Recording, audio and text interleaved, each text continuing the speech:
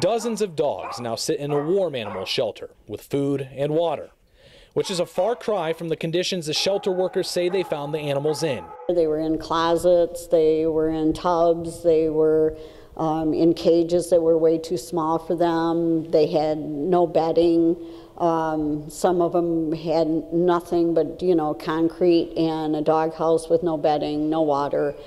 Elk Country Animal Shelter Director Pauline Hancock tells 7 and 4 News that the animals were taken from this home in Hillman, where the living conditions were unsanitary and unfit for any animal to live in. She said the only food they had was torn up deer carcass, where the dogs were forced to gnaw on frozen meat. People who love animals don't do this, they take care of them, they love them, they make sure they're safe and cared for properly. So that, it's just heartbreaking that they had to live like that. The 38 dogs have been treated for skin damage and other minor illnesses. One of them was treated for severe hypothermia.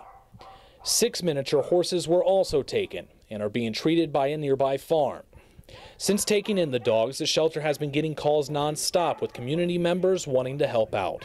Everybody, their hearts, are opening to these animals and they'd like to give them homes. And right now we can't do that, until the court determines that, either they're going to come here and stay here or go back, which I hope that doesn't happen. So far, no arrests have been made in this case.